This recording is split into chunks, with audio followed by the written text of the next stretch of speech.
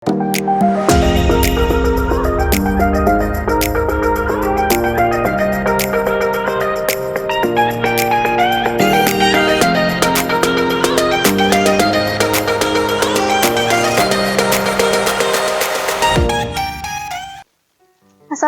warahmatullahi wabarakatuh. Kembali lagi di acara Bincang-Bincang Sehat bersama dokter spesialis Rumah Sakit Umum Islam Banyu Bening. Masih bersama saya Intan Fitriana yang akan memandu acara pada pagi hari ini. Kemudian tamu dokter spesialis kita pada pagi hari ini adalah Dr. Mustafa, spesialis penyakit dalam. Selamat pagi dokter. Ya, selamat pagi Mbak. Ya, gimana kabarnya dok? Alhamdulillah. Baik, Alhamdulillah. Oke, pada pagi hari ini kurang lebih selama 30 menit kita akan berbincang-bincang kesehatan mengenai untuk penyakit metabolisme pada tubuh. Nah, sebenarnya penyakit metabolisme pada tubuh itu apa sih dokter? Oh ya, terima kasih dengan saya Dr. Mustafa. Begini, jadi memang pada pasien dengan penyakit metabolik itu memang dari segi medis kesehatan memang banyak ya. Seperti penyakit diabetes, hipertensi atau tensi tinggi, ataupun sakit dengan obesitas pun juga masuk ke dalam sindrom metabolik. Dan selain itu juga kondisi kolesterol yang tinggi yang tidak seimbang terhadap tubuh juga bisa termasuk dalam penyakit metabolik dalam tubuh. Asam urat juga bisa masuk ke dalam situ. Jadi memang banyak berbagai penyakit yang memang bisa masuk ke dalam kondisi metabolik. Ya, baik dokter. Nah, tadi dokter Mustafa sempat menyebutkan yaitu kolesterol. Nah, saya sering sekali dokter melihat banyak sekali pasien atau mungkin bahkan keluarga saya ada yang punya penyakit kolesterol dokter. Warga juga banyak. Nah, itu sebenarnya kolesterol itu apa sih dokter? Penyakit kolesterol itu disebabkan kenapa? Kemudian pengertian dari penyakit kolesterol itu apa dokter?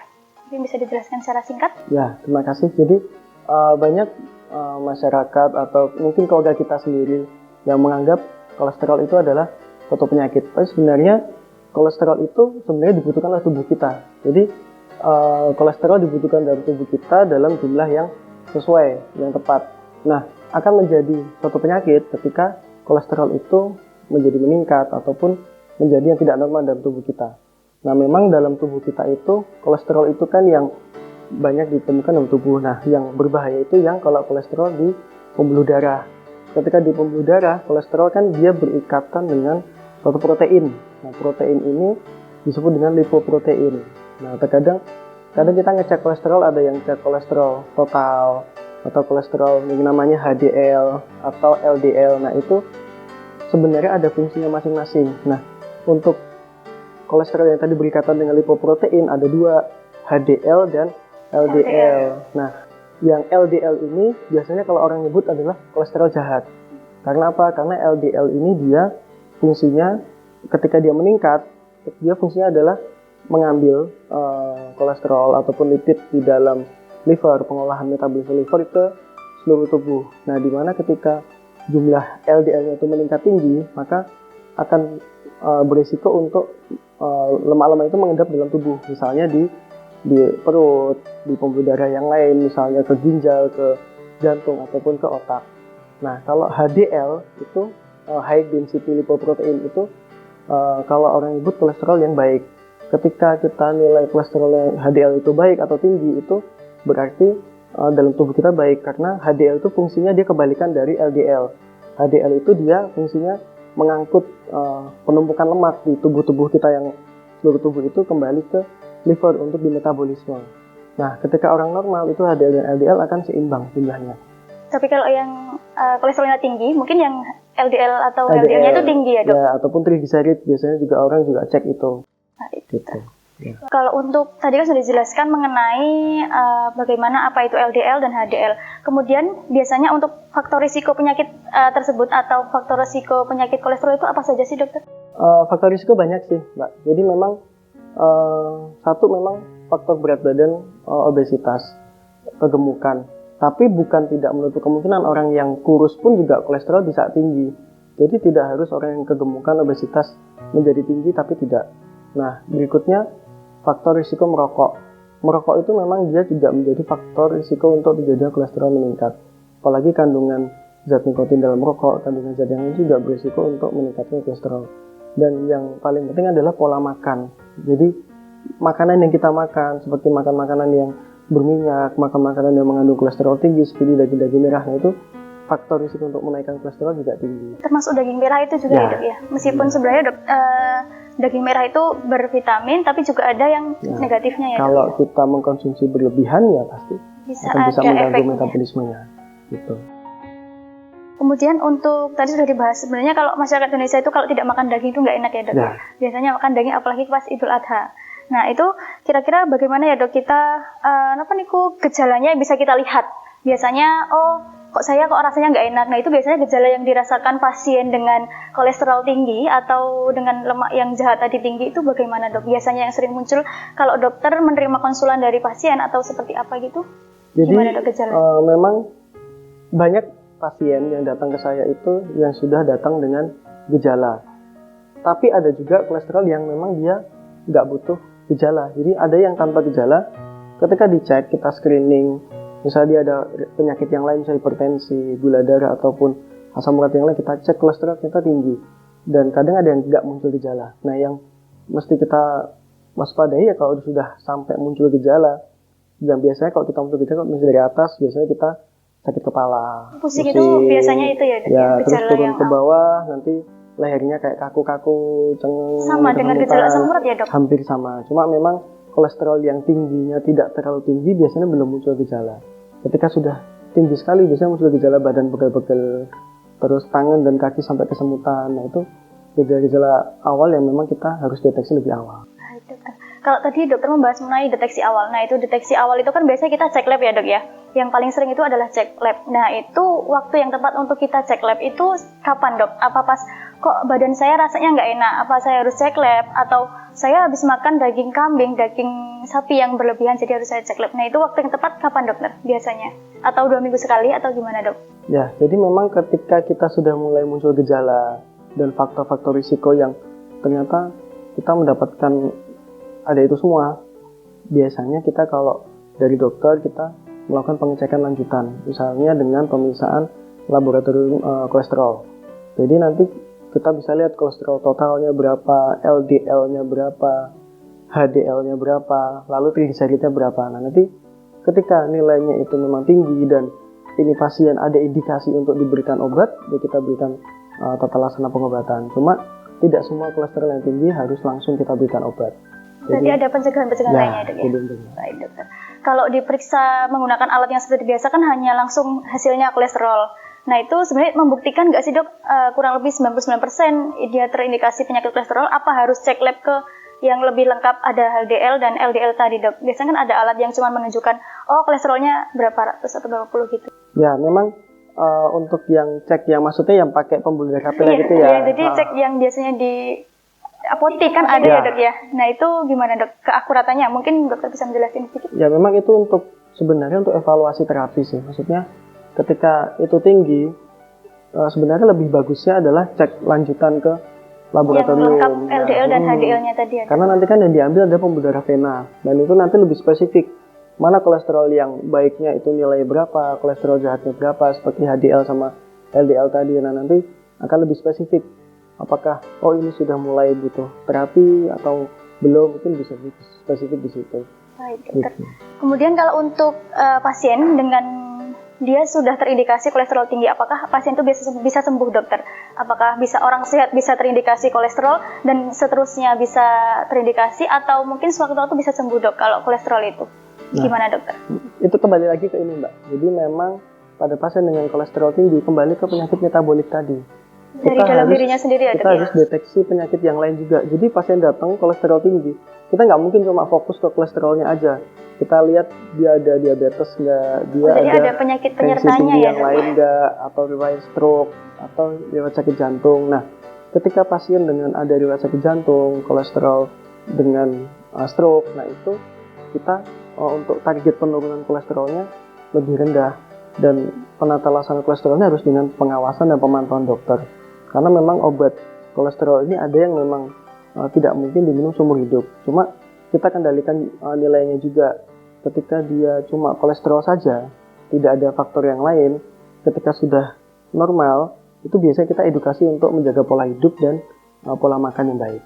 Ketika itu sudah bisa dikontrol, insya Allah pasti bisa membaik. Kolesterolnya bisa stabil ya. Kemudian dokter, biasanya kalau kolesterol itu hanya menyerang orang tua saja atau bahkan dewasa atau remaja pun ada yang terkena kolesterol. Kalau yang sekarang kan pola makan kadang tidak teratur ya dok ya, bahkan ada junk food dan lainnya. Nah itu seperti apa dok? Apa hanya menyerang orang tua saja kalau kolesterol? Enggak, justru malah sekarang itu trennya bergeser ya Mbak. Jadi banyak yang memang usia muda pun sekarang sudah kolesterol tinggi karena memang pola hidup, pola makan yang saat ini tuh tidak seperti orang-orang zaman dulu. Orang zaman dulu yang mungkin kakek nenek kita yang sudah sepuh-sepuh itu kenapa kuat sampai umur segitu? Karena memang pola hidup, pola makannya itu terjaga. Nah kondisi saat ini memang dengan makan makanan seperti junk food, makan makanan yang daging merah atau makanan yang terlalu berminyak saat ini banyak beredar, umur muda pun sekarang juga bisa beresiko. Bahkan tanpa gemuk obesitas pun bisa. Iya, sekarang berarti nggak hanya orang tua saja yang terkena kolesterol ya dok ya.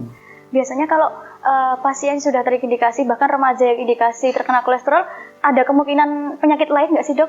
Apa cuman kolesterol saja? Apa mungkin ada indikasi terkena DM atau jantung dan lain-lainnya? Kira-kira gimana dok?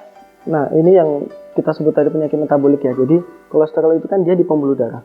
Ketika pembuluh darah itu ada kolesterol yang dia ibaratnya kalau orang awam itu nyebutnya plak. Jadi plak di pembuluh darah itu kan kolesterolnya. Jadi ada pembuluh darah di otak, ada pembuluh darah di jantung, ada pembuluh darah di ginjal. Nah, yang paling sering memang di jantung itu memang berisiko untuk terjadi sumbatan.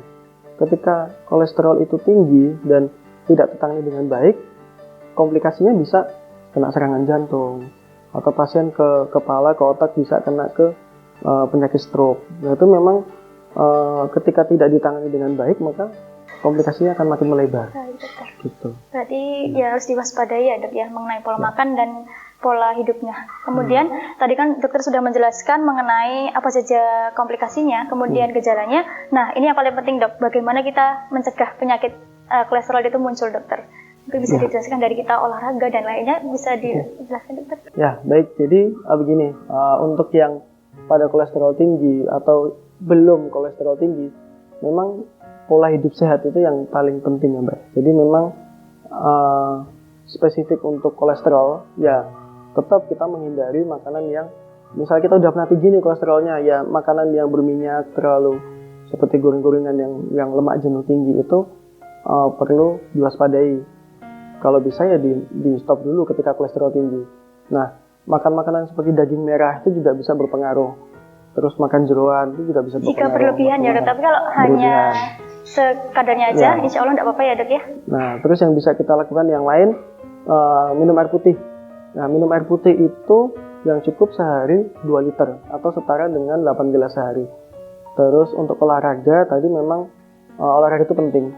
Sebenarnya tidak untuk kolesterol saja, tapi untuk metabolisme tubuh kita juga itu butuh olahraga. Dan olahraga yang baik adalah 3-4 kali dalam seminggu. Gak usah lama-lama, setengah jam deh. Jadi yang penting rutin dan kalau bisa pagi hari. Misalnya jam 6 sampai jam 8 itu ambil setengah jam untuk olahraga gitu. Dan yang penting lagi istirahat yang cukup. Dengan istirahat yang cukup, tidur 6 sampai 8 jam itu membuat tubuh kita menjadi rileks dan peredaran darah menjadi kembali lancar. Dan juga satu lagi, faktor stres. Banyak masyarakat yang memang, saya udah minum obat kolesterol dok, saya udah menjaga pola makan, sudah semuanya saya jaga. Ketika ditanya, Bu, banyak pikiran nggak stres?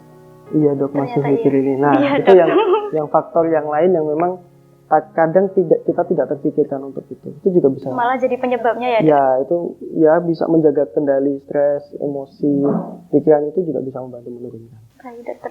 Kalau untuk pengobatannya sendiri itu gimana dokter untuk pengobatan kolesterolnya? Mungkin dari yang kolesterol yang sudah cukup parah atau masih yang indikasi kolesterol gitu, pengobatannya gimana dokter kira-kira? Nah untuk pengobatan biasanya kan ada pasien datang, kita periksa ternyata cuma kolesterolnya tinggi sedikit. Misalnya yang normalnya 200 dia 210 atau nggak terlalu tinggi. Itu kita nggak langsung kasih terapi obat. Ketika dia tidak punya faktor risiko penyakit lain. Cuma kolesterol tinggi kita edukasi pasien, oh ini minum obat pola hidup dulu, menjaga pola makan. Nanti kita cek ulang lagi 1 minggu 2 minggu kita cek ulang. Tapi ketika dia sudah tinggi dengan gejala-gejala yang sudah muncul dan ada faktor risiko dia pola makan yang tidak bagus dan juga faktor risiko penyakit yang lain, nah itu kita biasanya dari medis sudah memberikan terapi untuk obat kolesterolnya. Dan obatnya ya nanti kita sesuaikan dengan pasien. Nanti kita evaluasi. Misalnya nanti setelah pengobatan 10 hari, nanti kita edukasi pasien untuk cek ulang. Gitu. Iya dok, berarti bisa pencegahan untuk pola makan juga tetap bisa ya dok ya. Yang penting pola makannya tetap terjaga. Nah, ya dokter, ini yang paling penting kalau untuk dokter praktek di Rumah Sakit Banyu Bening. Nah, ini yang jamnya jam berapa dan hari apa aja dok? Mungkin sahabat di rumah saling menanyakan dokter prakteknya jam berapa, soalnya mungkin mau bincang-bincang dengan Pak Dokter lebih lanjut. Oh ya, baik, bagi yang pendengar Rumah Sakit Banyu Bening, jadi kalau Anda memiliki masalah kesehatan seputar penyakit dalam misalnya, ya seperti yang dibicarakan tadi, penyakit metabolik, kolesterol, asam urat, tekanan darah tinggi, diabetes atau yang lain, atau mungkin penyakit yang mau dikonsultasi yang lain, bisa datang ke Poli Rumah Sakit Banyu Bening. Kalau jadwal saya jam hari Senin sampai Jumat, jam 6:30 pagi sampai jam 8:30 pagi. Gitu. Dokter. Sahabat di rumah, luar biasa sekali informasi yang kita dapatkan dari Dr. Mustafa, spesialis dalam, selaku dokter penyakit dalam Rumah Sakit Islam Banyu Bening. Sangat luar biasa sekali dokter informasinya. Semoga selalu bermanfaat untuk sahabat sehat di rumah. Kemudian jika ingin berkonsultasi dengan Dr. Mustafa, spesialis penyakit dalam, atau ingin memeriksakan kondisi tubuhnya, sahabat bisa datang ke Rumah Sakit Islam Banyu Bening untuk jadwal prakteknya Dr. Mustafa, yaitu Senin sampai Jumat jam 7:30 hingga jam 9 ya dok, kurang lebih sampai selesai. Ya, sampai selesai bisa langsung datang ke rumah sakit dan bisa mengkomunikasikan mengenai jadwal prakteknya. Terima kasih dokter atas kehadirannya di Bincang-Bincang Sehat pada pagi hari ini. Terima kasih. Apabila ada salah kata, mohon maaf sebesar-besarnya. Wassalamualaikum warahmatullahi wabarakatuh. Jangan lupa like, subscribe, dan komen. Jika ada pertanyaan yang perlu ditanyakan bisa dikomenkan di kolom komentar. Kemudian hidupkan notifikasi dan klik loncengnya biar kalau seumat dari Rumah Sakit Islam Banyu Bening ada video baru, Anda adalah orang pertama yang mendapatkan notifikasinya. Terima kasih. Wassalamualaikum warahmatullahi wabarakatuh.